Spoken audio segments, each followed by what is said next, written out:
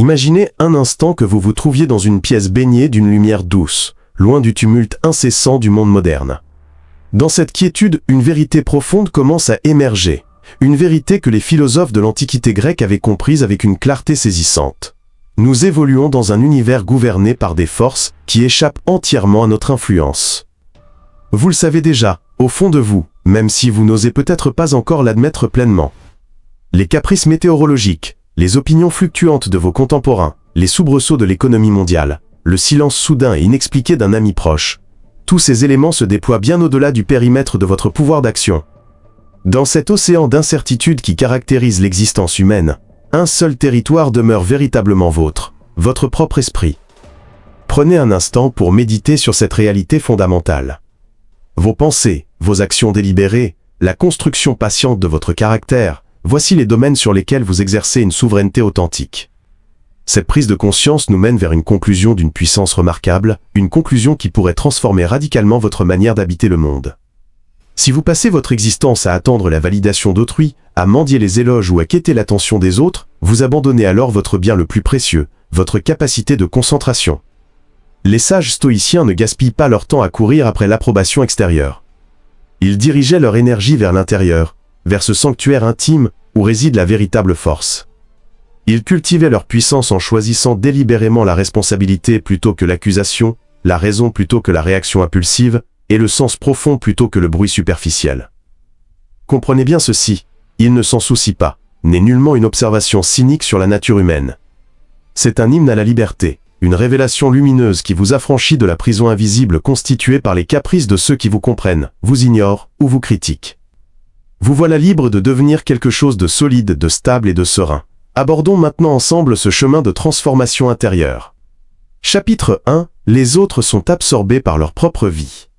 Marc Aurèle, dans ses méditations intimes qui n'étaient jamais destinées à être publiées, écrivait avec une lucidité troublante que les gens sont bien trop occupés par leur propre lutte pour consacrer beaucoup de temps à penser à vous. Cette observation n'était pas formulée pour diminuer votre valeur intrinsèque, mais plutôt pour vous rappeler combien le contrôle exercé par autrui sur votre univers intérieur est, en réalité, limité. Observez attentivement le spectacle de l'humanité qui vous entoure. Les individus sont préoccupés, profondément absorbés par leurs propres défis existentiels. Leurs pensées tourbillonnent autour de leurs emplois exigeants, de leurs relations complexes, de leurs ambitions parfois dévorantes, de leurs échecs cuisants et de leurs peurs secrètes. Ils naviguent quotidiennement à travers des défis qui réclament leur attention, leur énergie et toute leur bande passante émotionnelle. Des préoccupations financières aux obligations familiales, des insécurités personnelles aux inquiétudes concernant leur santé, chaque être humain porte des fardeaux invisibles. Pendant que vous imaginez peut-être qu'ils observent et jugent chacun de vos mouvements, la réalité est tout autre. Leur attention est éparpillée, et souvent éphémère comme une flamme vacillante dans le vent. Un regard jeté vers vous, une pensée momentanée, même un commentaire désinvolte, se transforme rarement en observation durable. Ce moment d'examen venant d'une autre personne est rapidement remplacé par leurs préoccupations suivantes. Leur attention se déplace comme un projecteur instable, leurs priorités changent au gré des circonstances, le monde continue sa rotation imperturbable. Cette prise de conscience peut se révéler profondément libératrice, si vous choisissez de la voir avec clarté. Si les autres ne sont pas obsédés par vos imperfections, vous pouvez cesser de vous en préoccuper vous aussi. Il n'y a aucun besoin de jouer un rôle ou d'ajuster votre existence pour correspondre à leur jugement passager. Vous n'avez pas à porter le poids d'opinions imaginaires qui n'existent peut-être que dans votre esprit tourmenté. La vérité nue est que la plupart des gens n'ont ni le temps ni l'intérêt de suivre chacun de vos choix. Ils sont emmitouflés dans leur propre voyage, absorbés par leur propre quête de sens. Vous n'existez pas au centre de l'univers de quelqu'un d'autre.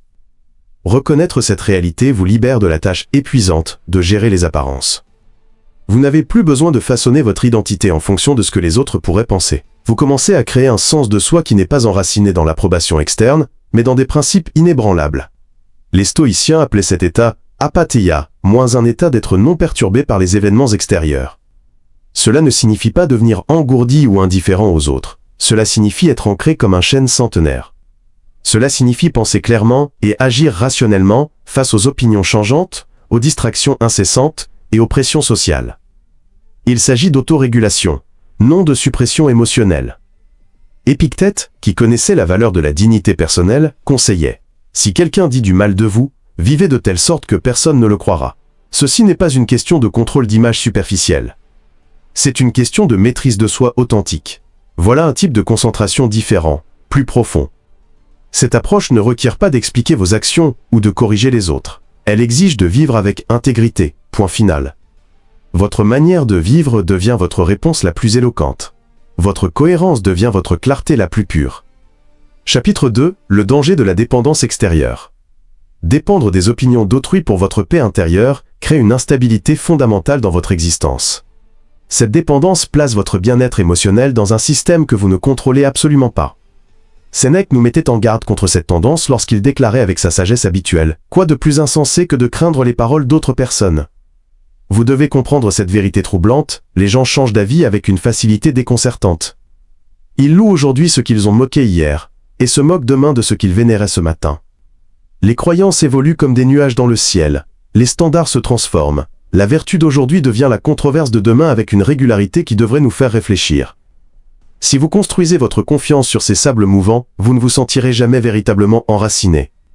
Vous vous retrouverez constamment en train de vous ajuster, de remettre en question vos choix, et de tendre la main vers une approbation qui pourrait ne jamais venir, ou qui, si elle arrive, pourrait s'évaporer aussi rapidement qu'elle est apparue. Ce qui a plu à quelqu'un hier pourrait l'offenser demain. Ce qui vous a rendu admiré autrefois pourrait plus tard vous rendre invisible. Le cycle ne se termine jamais, et votre sens de soi devient attaché à une cible perpétuellement en mouvement, comme un archer tentant de viser une étoile filante.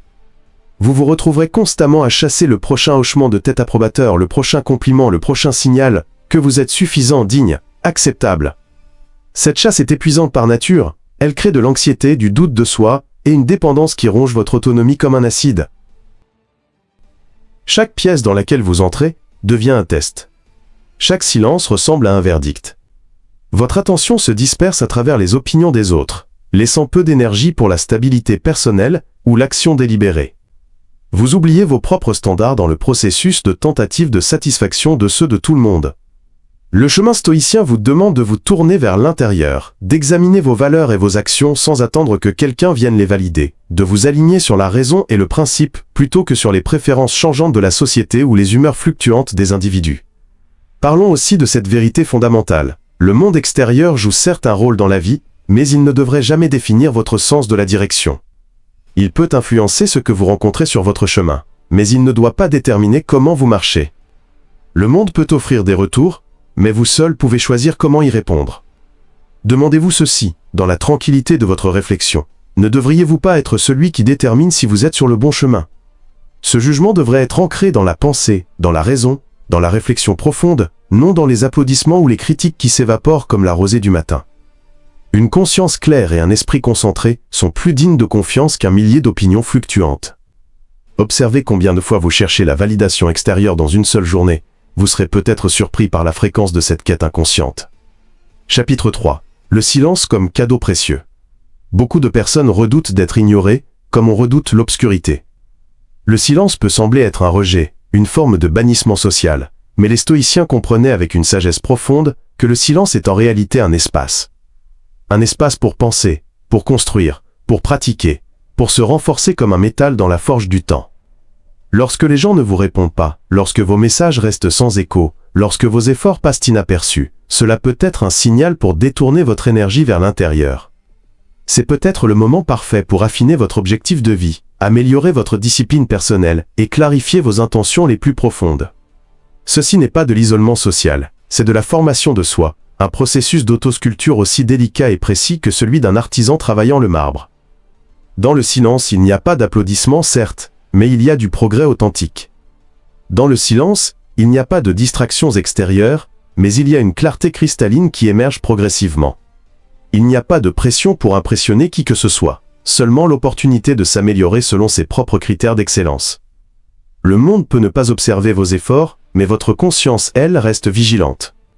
Marc Aurèle méditait quotidiennement, non pas parce que le monde l'exigeait de lui, mais parce que son esprit avait besoin de cette structure, de cette discipline silencieuse. Il savait que sans ce temps de réflexion régulier, l'esprit devient réactif, dispersé et instable, comme une embarcation sans ancre dans la tempête. Ennemi, l'opinion des autres devient un nuage passager dans le ciel de votre conscience.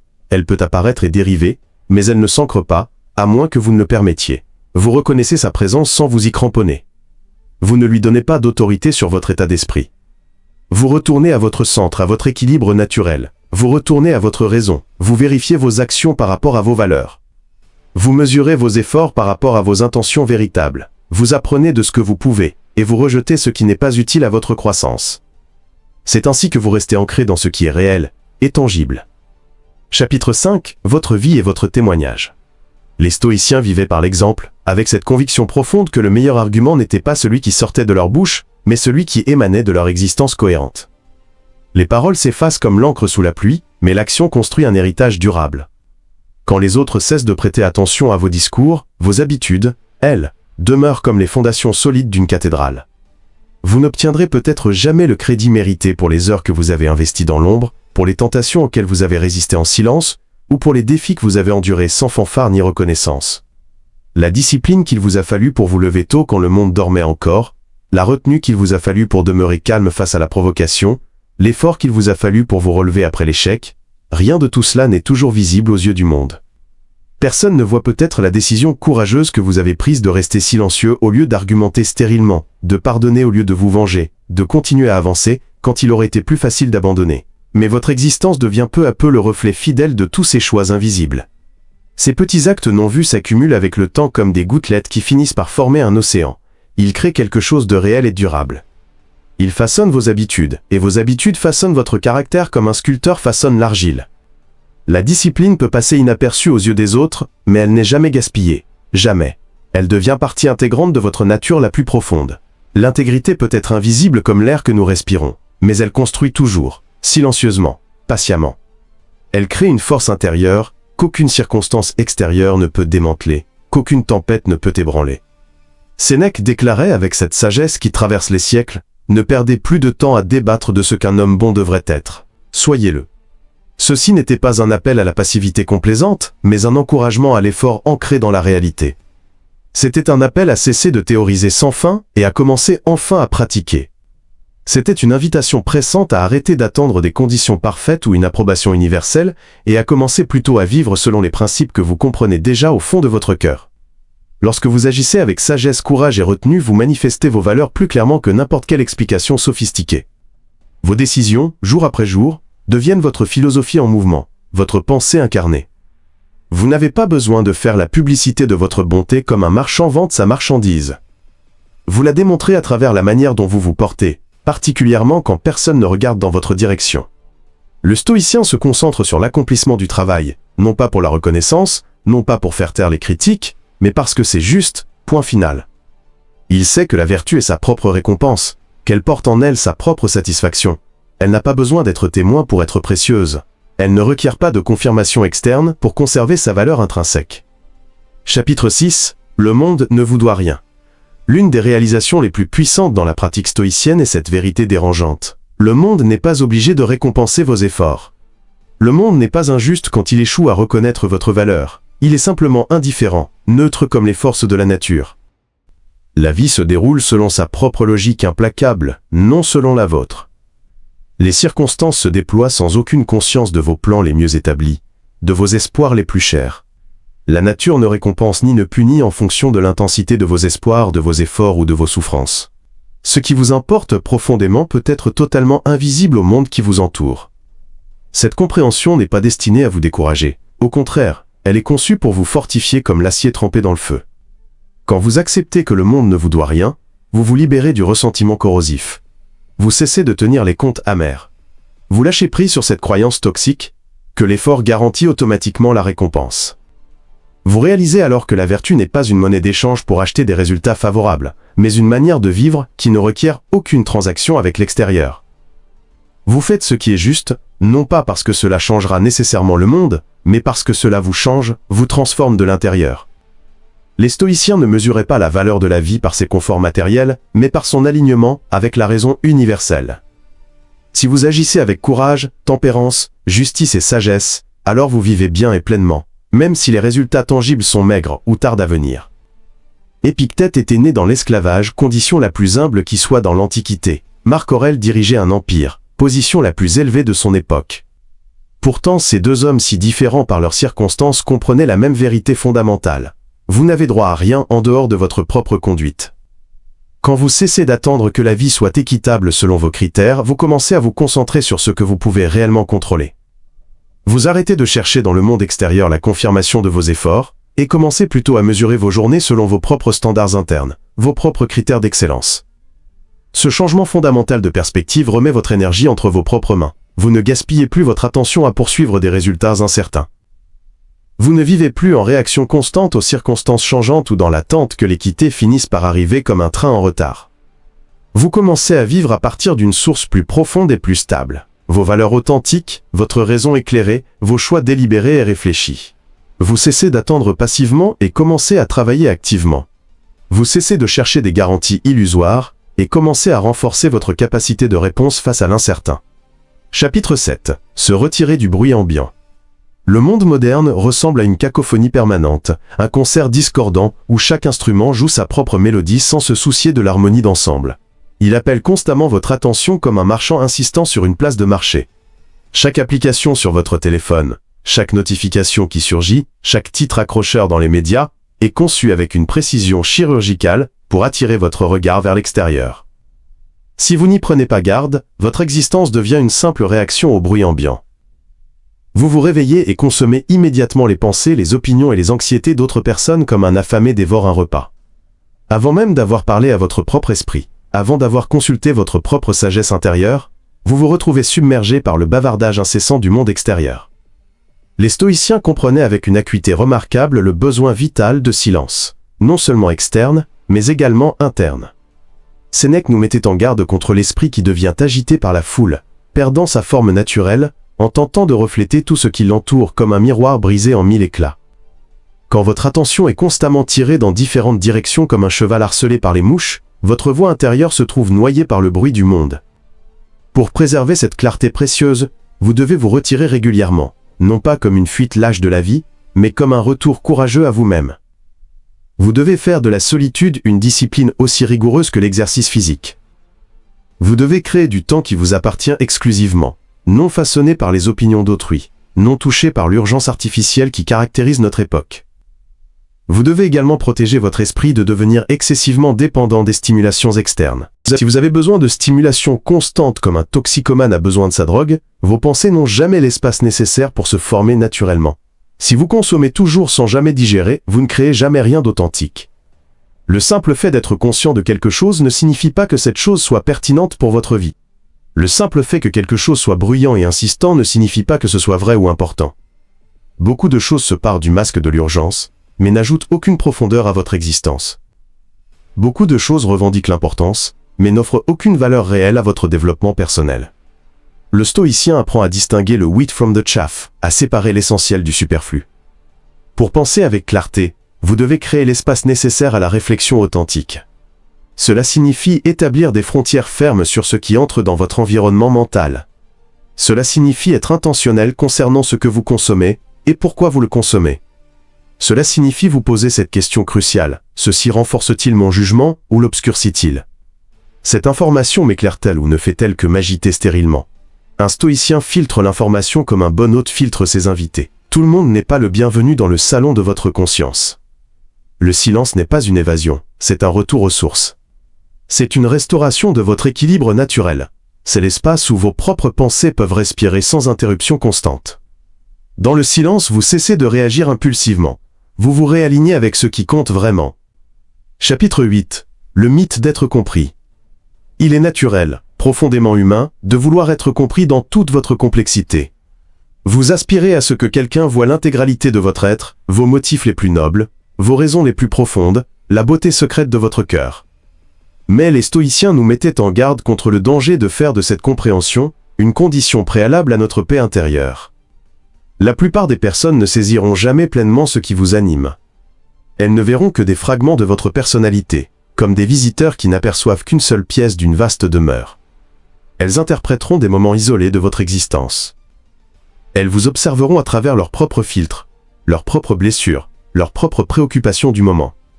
Si votre paix dépend d'être compris dans toute votre richesse, vous vous condamnez à négocier constamment avec l'impossible. Vous vous retrouverez à expliquer sans fin, à défendre vos intentions, à RE accent aigu expliquer ce qui semblait pourtant clair. Vous porterez le fardeau épuisant de prouver la beauté de votre cœur à des personnes qui ne cherchent peut-être même pas à vous comprendre vraiment. Vous chercherez la clarté auprès de personnes qui vivent elles-mêmes dans la confusion. Vous vous épuiserez à tenter de corriger chaque malentendu, chaque supposition erronée, chaque version incomplète de votre histoire personnelle. C'est une recette infaillible pour l'épuisement, car les gens sont occupés, distraits, et regardent la vie à travers leurs propres objectifs limités. Le stoïcien choisit un chemin différent, plus sage et plus durable. Il apprécie la compréhension quand elle se présente naturellement, mais il ne l'exige pas comme condition de son bien-être. Il vit en accord avec ses valeurs, que ces valeurs soient reconnues ou non par son entourage. Il choisit la clarté intérieure plutôt que la validation extérieure. Il parle avec précision, agit avec fermeté, puis lâche prise. Sa boussole n'est pas le consensus des autres, mais la raison éclairée. L'objectif n'est pas d'être connu dans tous les détails, mais d'être solide comme un roc. Une personne alignée sur des principes durables n'est pas ébranlée par le besoin d'expliquer chacun de ses choix à qui veut l'entendre. Marc Aurèle se rappelait régulièrement que beaucoup de personnes ne comprendraient jamais ses choix. Cette réalité ne l'empêchait pas de les faire avec conviction. Il savait que la conviction intérieure ne requiert pas l'accord externe. Il comprenait qu'essayer de s'expliquer à tout le monde ne ferait que le distraire du travail véritable, la discipline de soi et le service aux autres. Il acceptait que la mauvaise interprétation soit inévitable dans la vie humaine et que la clarté intérieure était plus importante que l'accord extérieur. Ses écrits reflètent un homme qui n'avait pas besoin d'être admiré par tous, seulement de demeurer aligné sur ses principes les plus élevés. Comprenez bien ceci, il écrivait non pas pour s'expliquer au monde, mais pour renforcer sa propre discipline face aux défis quotidiens. Ses méditations étaient des réflexions privées, jamais destinées à la publication. Elles n'étaient pas élaborées pour convaincre les autres de sa vertu, mais pour maintenir ses propres intentions claires, face à la pression, à la tentation et à la fatigue du pouvoir. Ces pages étaient son miroir personnel, non son porte-voix public. Chaque ligne était un outil pour se rappeler ce qui comptait vraiment, non un script pour façonner son image dans l'esprit des autres. Ces méditations n'étaient pas une performance destinée à impressionner, elles étaient un rappel constant à lui-même. Chapitre 9. Construire silencieusement, endurer silencieusement. Les stoïciens ne se préoccupaient nullement de l'apparence que prenaient les choses pendant qu'elles étaient en construction. Ils savaient avec cette sagesse profonde que la croissance véritable est souvent invisible à l'œil nu, comme les racines d'un arbre qui s'étendent sous terre bien avant que les premières pousses n'apparaissent. Les fondations de la force se posent dans le silence, loin des regards curieux et des jugements hâtifs. Il n'y a aucun besoin d'annoncer vos progrès comme un héros proclame les nouvelles du royaume. Il n'y a aucune nécessité de défendre votre rythme face à ceux qui voudraient vous voir avancer plus rapidement. Ce qui importe réellement, c'est que vous construisiez quelque chose de durable, pierre après pierre, jour après jour. L'endurance n'a rien de glamour ni de séduisant. Elle n'attire pas les foules comme le ferait un spectacle, mais c'est elle qui transforme le potentiel brut en réalité tangible. Chaque jour où vous vous présentez à votre tâche, chaque jour où vous demeurez fidèle à vos principes, vous vous rapprochez de celui que vous aspirez à devenir, non pas avec des fanfares et des applaudissements, mais avec cette discipline silencieuse qui forge les caractères nobles. Non pas grâce à la motivation éphémère qui va et vient comme les saisons, mais à travers la répétition constante qui grave profondément les habitudes dans votre être. Sénèque écrivait avec cette lucidité qui traverse les siècles. Ce n'est pas que la vie nous soit donnée brève, mais c'est que nous en gaspillons une grande partie. Le stoïcien ne gaspille pas son temps précieux à diffuser ses intentions aux quatre vents. Il conserve cette énergie vitale pour la mise en œuvre concrète. Les paroles sont brèves et s'évaporent rapidement. L'effort, lui, est continu et laisse des traces durables. Parlons maintenant de ces moments difficiles qui jalonnent inévitablement votre parcours. La douleur, le rejet, la fatigue qui s'accumulent. Ces épreuves ne sont pas des signes que quelque chose ne va pas dans votre existence. Elles sont au contraire les signes tangibles que vous êtes en train d'être testé par la vie elle-même. Ces moments ne constituent pas une preuve d'échec, mais la démonstration que vous traversez une résistance authentique, que vous êtes en mouvement vers quelque chose de plus grand. L'inconfort n'est pas un défaut dans le processus de croissance, il est le processus lui-même, dans toute sa réalité brute. Vous êtes invité à grandir, à vous affiner comme l'or dans le creuset, à prouver que vos principes sont plus que de belles théories. La croissance véritable ne vient jamais sans friction, comme un diamant ne se forme que sous une pression immense. Le progrès authentique n'arrive jamais sans persistance, et le stoïcien accueille cette mise à l'épreuve avec sérénité.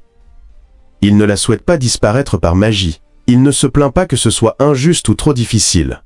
Il la voit, comme la pierre à aiguiser, qui rend la lame plus tranchante. Ces épreuves sont l'environnement dans lequel la discipline véritable se forme, où les valeurs se confirment dans l'action concrète. Le défi n'est pas votre ennemi, c'est l'environnement naturel dans lequel vous devenez plus fort, plus résistant, plus authentique. Plus vous endurez sans vous effondrer, plus vous apprenez à faire confiance à vos propres fondations intérieures. Chapitre 10. La concentration est votre liberté. La leçon finale, celle qui couronne toutes les autres, est celle-ci. Votre capacité de concentration est sacrée. Elle représente votre ressource la plus limitée et la plus précieuse, plus rare que l'or, et plus puissante que n'importe quelle arme. Là où va votre attention, votre énergie suit naturellement comme un fleuve suit son lit. Si votre attention est éparpillée aux quatre vents, votre force l'est également. Si votre attention appartient à d'autres personnes, votre paix intérieure leur appartient aussi. Le stoïcien comprend avec une clarté cristalline que la vie ne consiste pas à tout faire simultanément. Elle consiste à faire ce qui compte vraiment, et à le faire avec excellence. La concentration vous permet d'approfondir votre expérience, au lieu de simplement l'étendre en surface. Elle crée de la qualité plutôt que de la quantité pure. C'est la manière dont vous avancez avec intention délibérée, au lieu d'être poussé par l'impulsion du moment. C'est ainsi que vous construisez une existence caractérisée par la clarté, plutôt que par le chaos. Le monde moderne veut désespérément votre attention comme un marchand veut votre argent. Il monétise la distraction avec une efficacité redoutable. Il tire profit de votre agitation, de votre incapacité à rester en place. Mais vous n'êtes nullement obligé de vous donner ainsi. Vous pouvez reprendre possession de votre esprit. Vous pouvez décider de ce qui mérite votre attention. Vous pouvez simplifier votre chemin et retrouver votre direction véritable. La concentration n'est pas quelque chose sur laquelle vous tombez par hasard, comme on trouve une pièce de monnaie dans la rue. C'est quelque chose que vous entraînez méthodiquement. Une discipline qui exige un effort délibéré et soutenu, non une attention occasionnelle, quand l'humeur s'y prête. Dans un monde conçu pour vous distraire à chaque instant, demeurer concentré devient un acte de résistance authentique. Cela signifie reprendre possession de votre